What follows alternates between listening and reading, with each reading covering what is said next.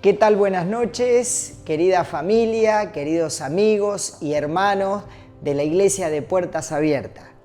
Otro domingo más en cuarentena y seguimos por este medio tratando de compartir este momento especial, el primer día de la semana, el domingo, y seguir compartiendo lo que Dios instituyó a través de su palabra, que es este momento, este encuentro, la Cena del Señor. Y también después compartiremos y aprenderemos más de la palabra de Dios. Pero qué bueno es que pueda estar toda la familia del otro lado. Así que si todavía no están todos acomodados, es tiempo de poder acomodarnos delante de la compu, el tele, el celular, para poder compartir este momento, preparar los símbolos y todos como familia, o si estás en tu casa solo o sola, que puedas ser parte de este momento hermoso que vamos a pasar juntos, a la distancia, pero unidos por el Espíritu de Dios en cada una de nuestras vidas. Qué hermoso es poder ser parte en este momento y de este tiempo especial que vamos a pasar estos símbolos. Y recordar estos símbolos trae a nuestra vida recordar lo que Cristo hizo por cada uno de nosotros. Y quiero compartir un versículo en la palabra de Dios que se encuentra en Gálatas, capítulo 4, y te invito a que lo busques en tu Biblia, en la palabra de Dios, para que lo puedas leer y podamos compartir unos minutitos acerca de este tema y de este momento especial. ¿Y qué recuerdo trae a nuestra vida? Gálatas, capítulo 4, versículos 6 y 7, vamos a estar leyendo. Dice así: y por cuanto sois hijos, Dios envió a vuestros corazones el Espíritu de su Hijo, el cual clama: Abba, Padre. Así que ya no eres esclavo, sino hijo. Y si hijo, también heredero de Dios por medio de Cristo. Qué bueno es pensar en este tiempo y recordar lo que Cristo hizo por cada uno de nosotros y el privilegio que nos dio. Acá tenemos muchas bendiciones que ser hijo de Dios trajo a nuestra vida. Cristo murió en la cruz por cada uno de nosotros, el Hijo de Dios. Y no solamente que Él al morir en la cruz nos trajo la salvación, nuestra vida era un desastre, nuestra vida no tenía rumbo, no tenía esperanza, estábamos perdidos. Y Cristo vino a mostrarnos el camino, vino a traernos la verdad y vino a traernos vida. Y aparte de traernos la salvación, cuando aceptamos a Cristo en el corazón, ya no fuimos más enemigos de Él ni esclavos, sino que pasamos a ser hijos. Y qué bueno es estar en la condición de hijos. Y estamos adelante de estos símbolos o participando vos desde tu casa de estos símbolos y estamos pensando de que antes éramos enemigos de Dios y ahora somos hijos de Dios. Estamos sentados en la mesa que instituyó Cristo por medio de la muerte en la cruz, siendo hijos de Dios. Y qué maravilloso es pensar todos los privilegios que tenemos como hijos. Porque todos los que estamos viendo o escuchando, un día fuimos hijos. Tal vez ahora nos toca ser papá, nos toca ser tío, abuelo, pero un día fuimos hijos. Y los privilegios que teníamos como hijos. Nos daban algunas cosas mejores que otros, podíamos ser parte de algunos privilegios por ser de la familia. Y ese mismo estado tenemos, podríamos decir, en el reino de Dios. Pasamos a ser hijos de Dios. Y costó la vida del Señor Jesucristo que podamos disfrutar este momento como hijos. Pensá que antes estaba lejos de Dios y ahora sos hijo de Dios. Él quiere lo mejor para nosotros como Padre que es nuestro. Y es por eso que tenemos este privilegio de hijo de Dios. Pero no solamente pasamos a ser hijo, sino que el versículo número 6 nos dice que nos dio de su Espíritu para que viva en nosotros. Cuando Jesús estuvo en el mundo, le dijo a sus discípulos que iba a pasar por la cruz. Pero después que pasara por la cruz, Dios, que nos iba a pasar a un estado de hijos, no nos iba a dejar solos, sino que iba a mandar ¿a quién? Al Consolador, al Espíritu Santo, para que esté en nuestra vida. Como dice Efesios capítulo 1, versículo 13 y 14, que cuando recibimos a Cristo en el corazón, el Espíritu Santo nos sella y viene a vivir a nuestra vida. Y el Espíritu de Dios, si nosotros lo dejamos crecer en nuestra vida, y como dice en Gálatas, los capítulos anteriores, Él crece en nuestra vida, pasa a tomar parte de nuestra vida. Y ese Espíritu de Dios nos hace entender y nos hace clamar, Abba Padre. Padre querido, papito, quiere decir. Y ese Espíritu nos hace entender que somos hijos y que tenemos que clamar a nuestro Padre. Y en este momento tan especial, que vamos a participar del pan, que vamos a participar del vino, que este Espíritu pueda hacernos comprender que Dios es nuestro Padre, que su Hijo Jesús es nuestro Salvador, que somos hijos de Él y que podamos en esta tarde y en este momento clamar y agradecer a nuestro Padre. Gracias, Papá, por todo lo que has hecho por nosotros, por este privilegio que nos diste de estar enemistado contigo y ahora poder ser tus hijos y poder ser parte de este privilegio de estar en la mesa tuya que nos recuerda lo que hiciste por nosotros, que ahora somos hijos y que el Espíritu que mora dentro nuestro clama Abba Padre. Que al participar allí en tu casa, en la intimidad de tu familia, del pan y de la copa, que representa el cuerpo y la sangre de Cristo, podás recordar como hijo lo que Cristo hizo por vos y por mí en la cruz y que podamos agradecer al Padre. Por eso te invito en este momento a que podamos orar por los símbolos, para que después podamos participar en nuestra casa. Oramos por los símbolos y participamos. Señor, te damos gracias, muchas gracias, porque tu Hijo, el Señor Jesús, murió en la cruz por nosotros. Y Él nos dio la posibilidad de ser parte de la familia de la fe y de poder ser hijos tuyos.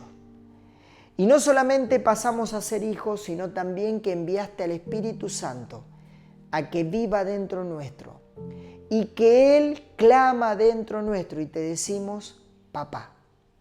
Gracias, papá, por este momento tan especial que vamos a disfrutar. Queremos adorarte en cada hogar, en cada familia, en cada lugar donde estemos en este momento queremos adorarte y ser parte del pan y del vino, de esta bendición que fue para nuestra vida, el Señor Jesús, nuestro Salvador. En el nombre de Jesús, amén. Pasamos a participar de los símbolos en familia.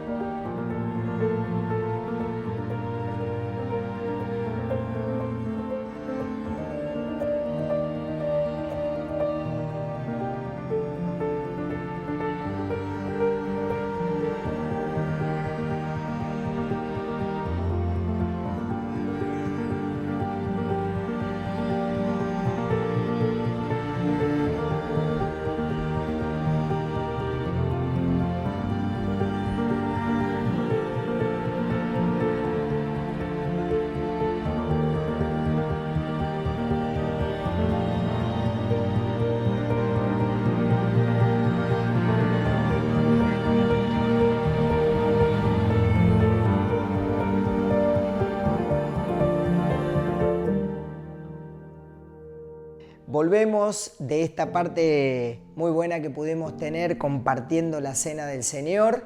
Y bueno, aprovechamos este momento también para saludar a todos los que están mirando la reunión y escuchando este momento, este encuentro que tenemos de Iglesias Puertas Abiertas. Y aprovechamos este momento también para decir de las ofrendas. Hay casas de familia que tienen preparadas las ofrendas. Bueno, va a aparecer la plaquita que ahí tienen cómo hacerla llegar, dónde la pueden depositar y demás. Y bueno, ahora llegó el momento de escuchar la palabra de Dios. Vamos a escuchar lo que Dios tiene para tu vida y para mi vida. Pero hoy vamos a hacer algo diferente al final. Vieron que al final aparece la plaquita de oración, de los momentos de oración que tenemos en familia. Hoy vamos a hacer diferente. Después de la reunión vamos a hacer un momento de oración en familia, pero para aplicar lo que hemos aprendido de la palabra de Dios en esta noche. Así que quédate escuchando la palabra de Dios y después al final vamos a orar en familia en una forma diferente, de acuerdo a lo que Dios quiere hablarnos en esta noche.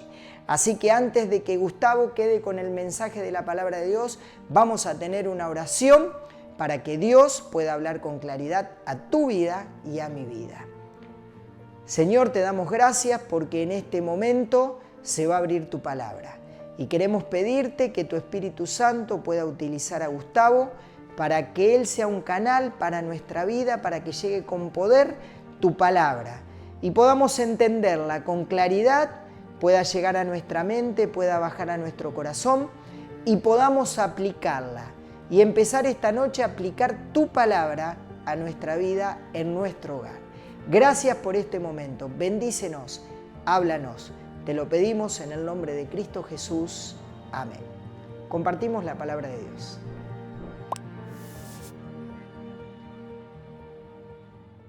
¿Cómo les va, querida comunidad de Puertas Abiertas? Queremos saludarles a todos en el nombre del Señor y estamos felices de estar juntos de nuevo a través de este medio. Y quiero decirles que notablemente ya casi en todo el mundo comenzó la fase de esta cuarentena para volver a lo que llaman ahora la nueva normalidad. Nos hablan de antigua normalidad los infectólogos, los gobernantes, los dirigentes, y una nueva normalidad. ¿Y por qué hablan de una nueva normalidad? Porque en todos los ambientes y en todos los lugares se está hablando de protocolos de sanidad. Los comercios, las empresas, en esta flexibilización que se está haciendo de la cuarentena, tienen que tener una nueva normalidad con protección, con cuestiones de higiene. De hecho, para las tan ansiadas reuniones que tantos quieren volver a tener, para poder abrazarnos, orar juntos y alabar al Señor, los médicos de nuestra ciudad están presentando al gobierno un nuevo protocolo para ver qué tipo de reuniones se pueden hacer. Es como si todo el mundo cuando nos saluda, cuando nos manda un audio, dice ojalá volvamos a la normalidad. Y parece que hay un anhelo de volver a la antigua normalidad. Y la propuesta es una nueva normalidad. Es como si todo el mundo se va preparando para lo que va a ser el día después de la pandemia. Y ustedes han visto en la publicidad el tema de hoy que estamos abordando, le hemos titulado El día después de mañana. Y sé que a todos le ha venido a la mente, o por lo menos a la gran mayoría, la película tan famosa que tuvo un éxito mundial, El día después de mañana, donde la trama es el calentamiento global que produce una tragedia, una catástrofe en toda la humanidad. Parte del hemisferio norte se congela, entra en una nueva era del hielo y los habitantes, toda la trama se concentra en Nueva York y allí tratan todos de sobrevivir y se meten adentro para no quedar congelados y todos esperan el día después de mañana, el día después de la catástrofe. Y yo he titulado este mensaje El día después de mañana porque creo firmemente que esta cuarentena es una gran oportunidad en esto de la serie Crisis y Oportunidad. Es una gran oportunidad para prepararnos para el día después de mañana de la cuarentena. ¿Cómo será el día después? ¿cómo nos va a encontrar Dios? ¿De qué manera esta situación tan increíble y que ha transformado la vida de toda la humanidad como un acto soberano de Dios puede producir en mi vida que no vuelva tal cual vinimos antes, sino que haya profundos cambios en cada uno de nosotros? Yo les quiero decir que cuando uno habla del día después de la mañana, puede pensar en tres posibilidades. La primera es que el día después de mañana tenga que ver con la muerte, porque nos podemos enfermar de coronavirus y podemos morir, o podemos morir de cáncer, o podemos morir de un accidente, o de un paro cardíaco. Y el día después de mañana, en ese caso, sería encontrarnos con el Señor. ¿O no? Y como dice la Biblia en Hebreos capítulo 9, versículo 27, es necesario que todos nos presentemos delante de Dios, porque está establecido que los hombres mueran una vez y después rendir cuentas delante de Dios. Y el día después de mañana, si la muerte es la puerta, todos tenemos que estar plenamente seguros de tener a Cristo en el corazón y de poder ser salvos, porque si no, el día después de mañana es un día de condenación, del infierno, y hoy todavía tenemos oportunidad. También es cierto que el día después de mañana tiene que ver con la posibilidad de que la Iglesia de Jesucristo experimente el arrebatamiento. En la serie que hemos estado estudiando de Esperanza Futura, tuvimos una lección sobre el arrebatamiento y sabemos que es inminente cuando Cristo venga a buscar a su Iglesia. La pregunta es, ¿estamos listos para presentarnos delante de Él el día después de mañana? Pero también el día después de mañana puede ser el fin de la pandemia. Y la pregunta es, al volver como iglesia, al volver a la vida y a la nueva normalidad, ¿qué espera Dios de nosotros? Y sabe, yo les quiero llevar al profeta Miqueas. He estado haciendo nuestros devocionales en los profetas menores, y en Miqueas capítulo 6, versículos 6 al 8, el profeta Miqueas, para los que no conocen, Miqueas es uno de los 12 profetas menores. Le tocó profetizar en medio de una inminente invasión de los asirios al reino del norte en Israel. Le tocó predicar y traer el mensaje de Dios en medio de una gran injusticia social. Había opresión de los poderosos a los más pobres, había opresión de los gobernantes, había una gran incertidumbre, había una gran angustia, había pobreza. Y en medio de toda esa injusticia social, Él trae un mensaje directo de Dios. Hay muchas similitudes con esta situación de la pandemia que estamos viviendo. Y dice en Miqueas capítulo 6, versículos 6 y 8, ¿con qué me presentaré ante Jehová? Y adoraré al Altísimo. Me presentaré con holocaustos y con becerros de un año. Y dice el versículo 8, oh hombre, Él te ha declarado lo que es bueno. Y escuchen, ¿qué pide Jehová de ti? Y aquí aparecen tres cosas que nos van a llevar a tres preguntas para el día después de mañana, cuando termine todo este COVID-19. ¿Qué espera Dios de mí?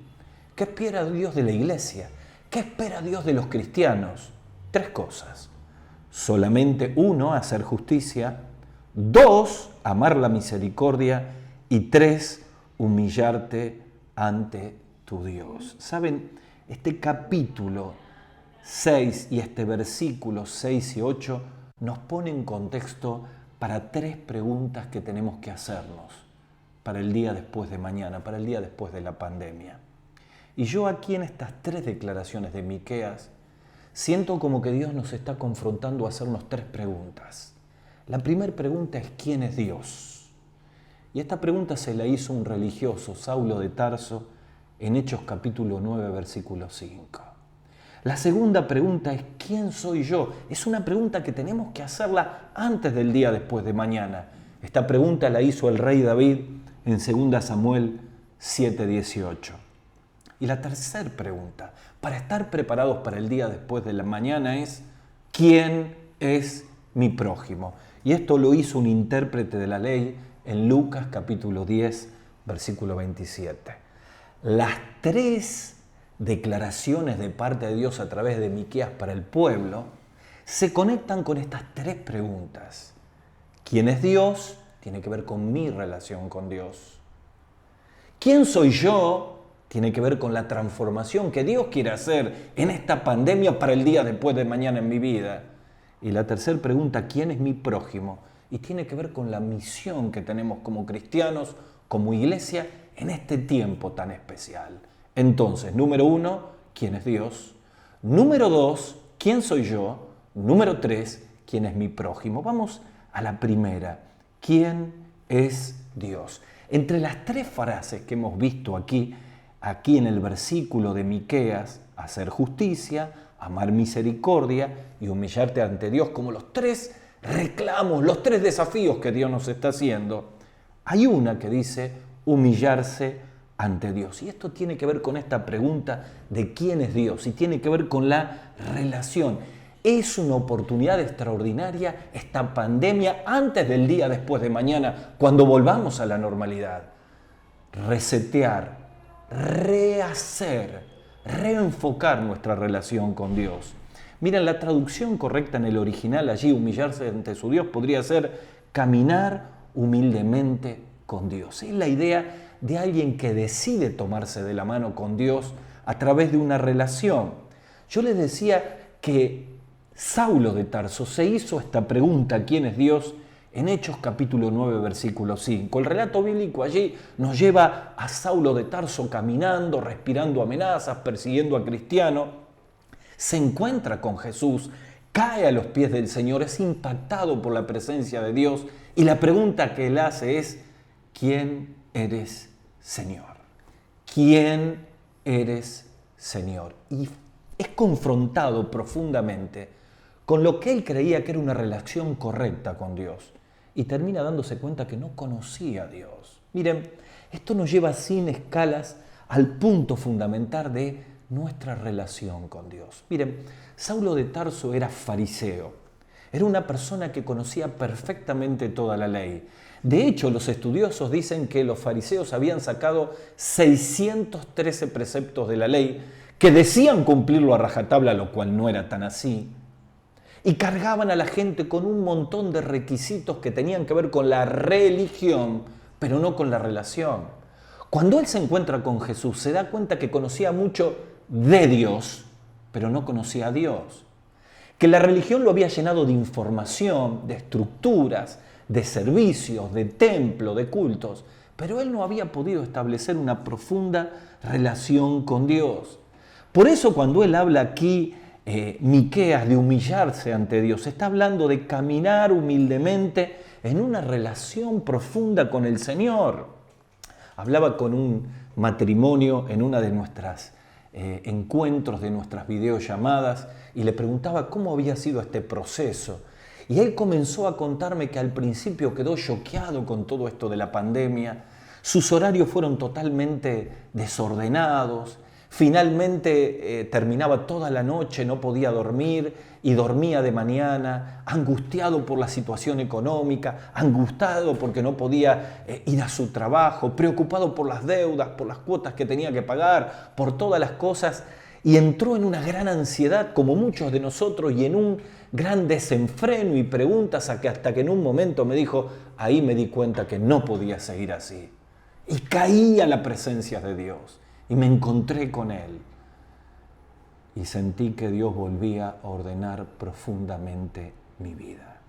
¿Quién es Dios? Es la pregunta que tenemos que hacernos en este tiempo para el día después de mañana. Porque tal vez estamos muy estructurados en nuestras reuniones, estamos muy estructurados en nuestra religión, estamos muy estructurados en todo lo que tiene que ver el templo, la iglesia, y al no tener ni el templo, ni la iglesia, ni las reuniones, somos confrontados a cómo sobrevivimos en este tiempo en nuestra relación con Dios. ¿Cuán fuerte es nuestra espiritualidad? ¿Cómo son nuestros hábitos cristianos? ¿Qué tipo de disciplinas tenemos? ¿Conocemos realmente a Dios? ¿Quién te da una mano cuando la angustia nos embarga? ¿A quién apelás cuando el temor y los miedos te envuelven?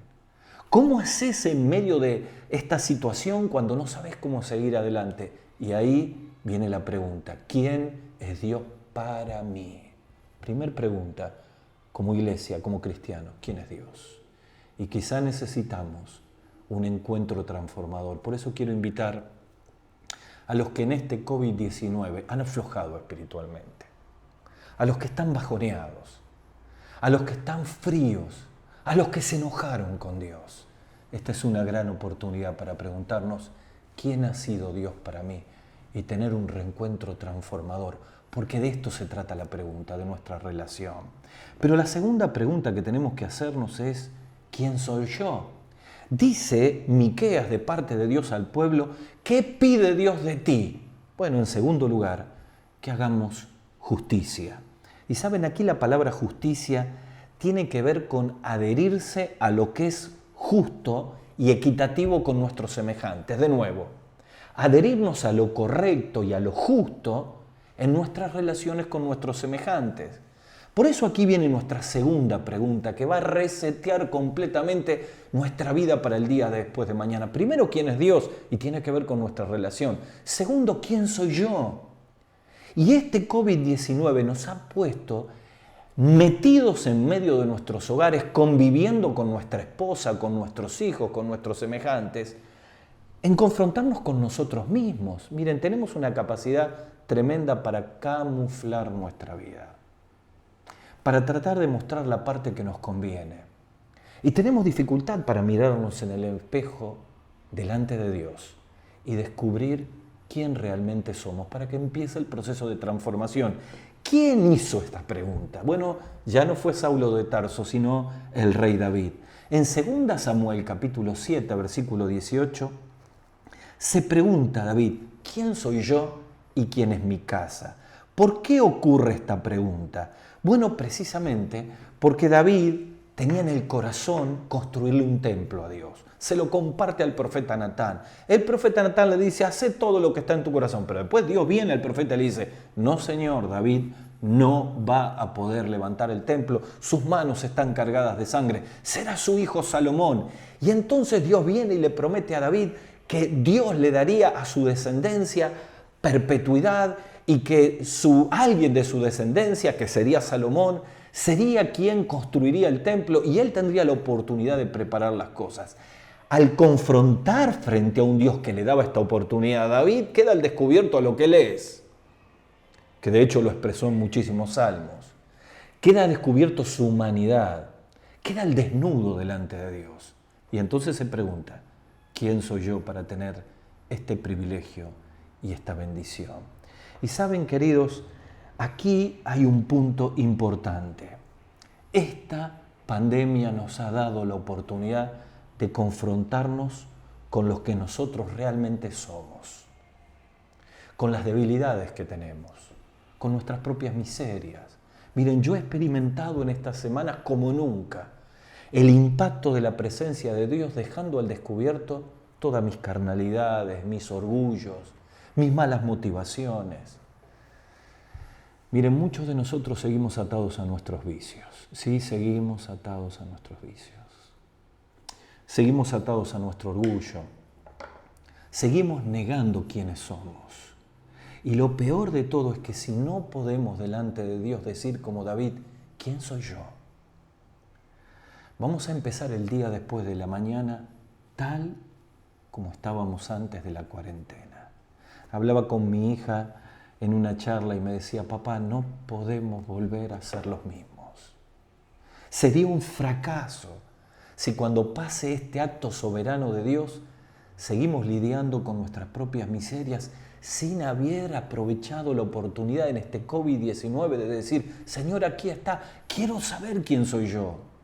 Y algunos tengamos que confrontar profundamente nuestras debilidades, nuestros pecados ocultos, nuestros orgullos, nuestras dificultades con nuestros semejantes. De esto hablaba Miqueas. Nuestros asuntos pendientes con nuestros hijos, con nuestro esposo, con nuestra esposa, con nuestros hermanos, con nuestros semejantes. Hacer justicia aquí tiene que ver con las relaciones que tenemos interpersonales cada uno. Y cuando yo me pregunto quién soy yo, sin camuflaje, entonces puedo enfrentar y abrir la puerta a una transformación milagrosa. Saulo lo experimentó cuando él se dio cuenta que no le servía toda la religión. Preguntó, ¿quién eres, Señor? Inmediatamente empezó la transformación de su vida. Isaías en el capítulo 6, el profeta Isaías ve al Dios 3 veces santo y se da cuenta quién es Él y que es indigno y necesitaba una transformación. El mismo David se pregunta quién soy yo. ¿Qué tal Pedro? ¿Recuerdan a Pedro cuando Jesús lo va a llamar en Lucas capítulo 5? No pescan nada en toda la noche. Y Jesús le dijo, tiren la red allí, boga mar adentro. Y él dice, pescamos toda la noche, háganlo. Y de pronto la red se rompía de peces, tiene que venir la otra barca. Y al ver ese milagro, Pedro se acerca y le dice, Señor, apártate de mí, que soy hombre pecador. ¿Qué le pasó a Pedro? Se dio cuenta quién era él. Frente al mismo Dios aparece todo lo que tenemos que cambiar y todo lo que Dios tiene poder para transformarnos.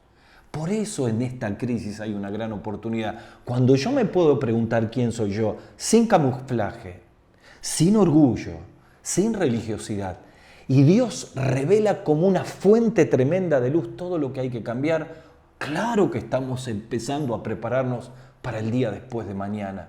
Porque desde el momento que Jesucristo llegó a nuestro corazón, desde el momento que perdonó nuestros pecados y le abrimos la vida, comienza un proceso irrefrenable de transformación que se completará el día que estemos en la presencia del Señor con un cuerpo glorificado. Pero mientras tanto, luchamos con nuestras debilidades, luchamos con nuestros pecados, luchamos con nuestros orgullos, luchamos con nuestros vicios.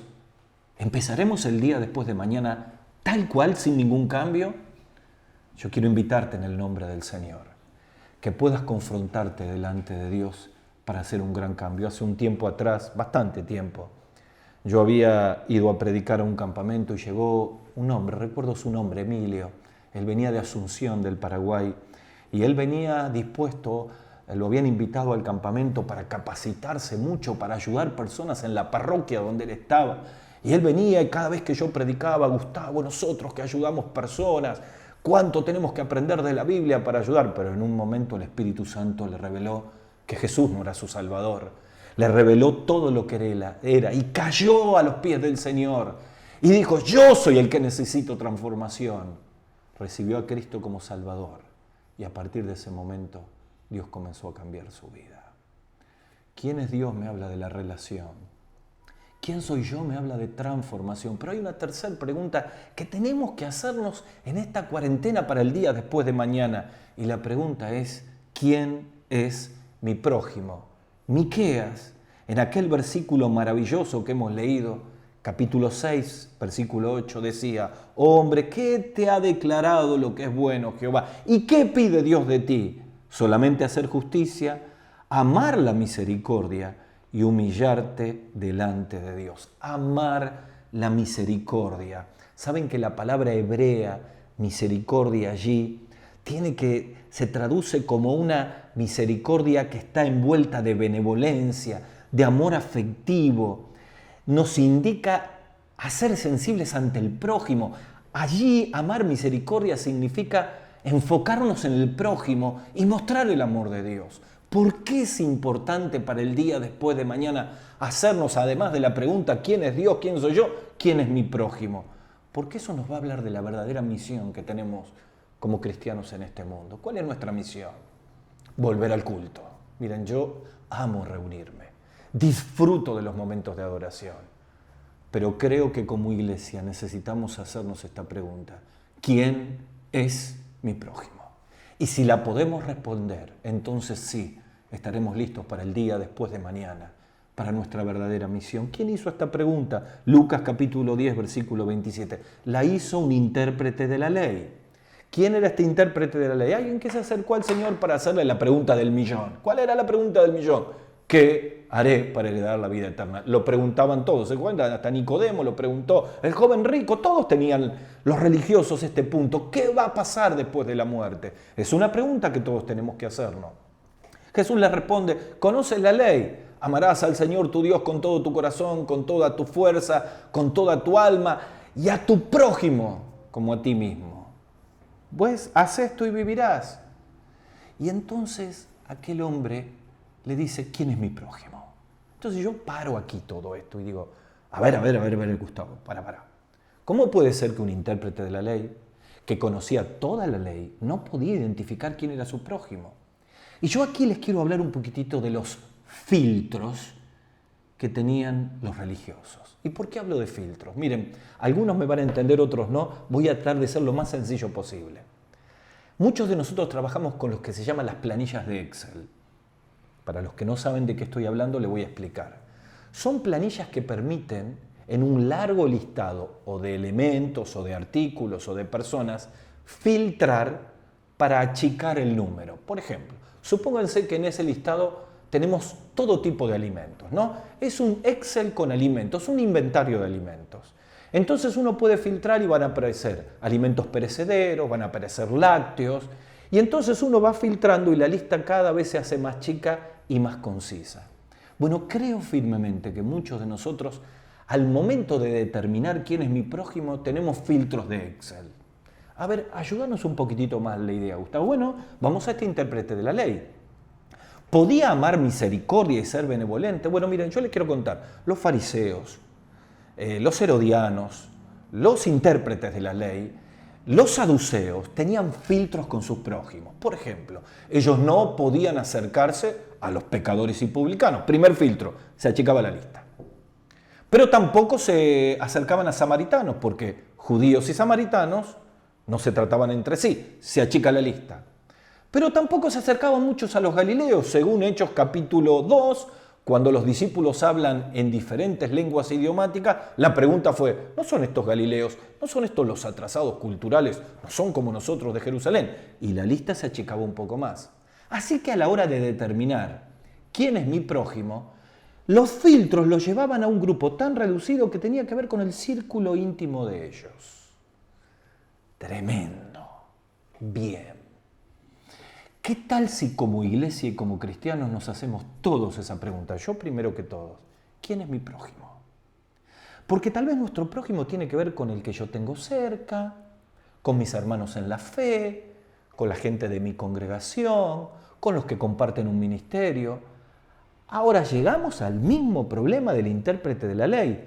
No podía identificar quién era el prójimo que tenía cerca. Y creo que este tiempo de la iglesia después del COVID-19 puede convertirse en un fracaso si solamente enfocamos nuestra vida a nuestras reuniones, a nuestro entorno, a nuestra comunidad. Pero Gustavo, ¿no dice la Biblia que tenemos que hacer el bien a todos, mayormente a los de la familia de la fe? Claro, pero en el amor al prójimo y en el hacer discípulos de Mateo capítulo 28, necesitamos ampliar el radar de nuestros prójimos. Necesitamos quitar los filtros de nuestros prójimos. Y necesitamos convertirnos en una iglesia que en una profunda misión puede interpretar quiénes son las personas que nos ponen al lado. Mire, hemos sentido en este tiempo, en toda mi familia, que necesitamos pedirle a Dios la sensibilidad para saber los prójimos, los que tenemos en el trabajo, los que tenemos en las redes sociales, los que nos encontramos. Allí va Dios poniéndonos las personas que necesitan conocer a Jesús, que necesitan ser los potenciales discípulos, aquellos que el Espíritu Santo le está hablando. Y la iglesia, si no interpreta quién es el prójimo, terminamos con el intérprete de la ley. ¿Qué espera Dios de ti? Dice Miqueas, ¿con qué me presentaré ante el Señor? ¿Cómo será nuestro día después de mañana? ¿Vendré con lo mismo? ¿Con sacrificios, con cultos, con reuniones? ¿Será la antigua normalidad? ¿O el día después de mañana nos va a encontrar enfocados y respondiendo a estas tres preguntas? ¿Qué pide Dios de mí?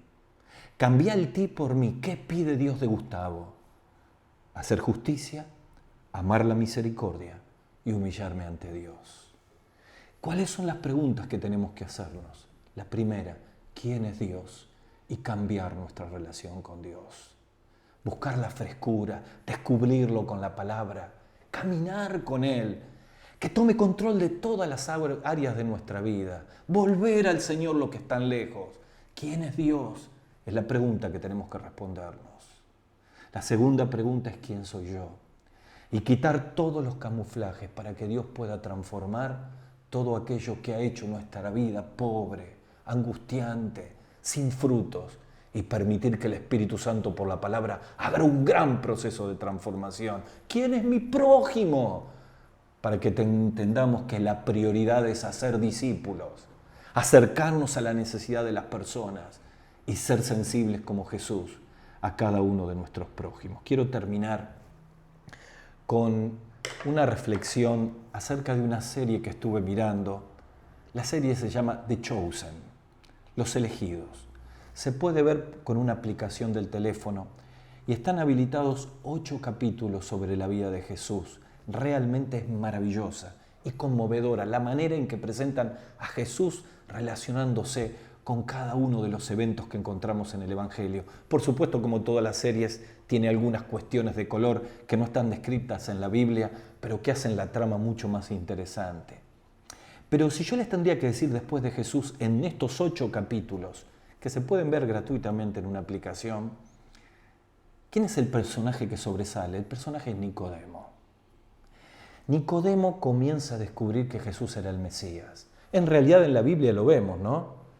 Tímidamente de noche en Juan capítulo 3, un poco más osado en Juan capítulo 7, defendiendo a Jesús en la fiesta de los tabernáculos y totalmente identificado con Cristo en Juan capítulo 19, pidiendo con José de Arimatea el cuerpo del Señor para sepultarlo. Pero aquí en el relato de esta serie, Nicodemo empieza a buscar y se entera de los milagros de Jesús y descubre que es el Mesías, pero lucha con toda la estructura religiosa que era todo el soporte de su vida. Y hay una imagen que es conmovedora. Cuando Jesús está por salir con todos los discípulos que ya se estaban uniendo a él para ir a Samaria, Juan capítulo 4. Y la imagen lo ve a Jesús alistándose con ellos y Jesús mirando, porque él sabía que estaba Nicodemo.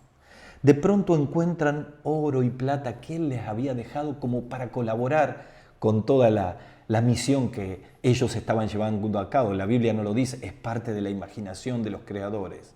Pero detrás de Jesús y ese grupo había una pared y allí estaba Nicodemo. Luchaba, deseoso de dejar todas esas estructuras de la religión y empezar una nueva vida y seguir a Jesús. Pero todavía no era el tiempo y no pudo hacerlo. Y allí congelo la imagen. Jesús mira hacia donde él está oculto y le dice, estuviste tan cerca. ¡Wow! Estuviste tan cerca y tan lejos. Y yo quiero concluir con esto. Porque el día después de mañana nos puede encontrar tan cerca, pero sin tomar la decisión correcta. Tan cerca y siguiendo con nuestra vida, sin descubrir a un Dios diferente. Tenés a Cristo en tu corazón, el Espíritu está en tu vida, es el momento de una nueva relación. Tan cerca para descubrir quién soy yo y experimentar la transformación de Cristo. Tan cerca para descubrir quién es mi prójimo y cumplir como iglesia la verdadera misión. Por eso yo quiero terminar invitándote a orar. El momento de oración que vamos a tener luego tiene que ver con estas 3 cosas. Pero quizá en este momento de oración muchos de nosotros necesitamos estar solo con Dios para que no nos quedemos tan cerca y podamos experimentar el día después de mañana los cambios que Cristo quiere hacer. Pero tal vez me esté escuchando un amigo, una amiga que todavía nunca se ha encontrado con Jesús. Quiero decirte que Jesús te ama. Quiero decirte que Jesús murió en la cruz por tus pecados. Quiero decirte que murió y resucitó y tiene poder en esta hora para entrar, perdonar tus pecados y darte una nueva vida. Y lo que tenés que hacer es tener un encuentro de fe con Él. Y yo voy a invitarte a que lo hagas ahora, allí donde estás, y ores conmigo y le pidas a Jesús que sea tu Salvador.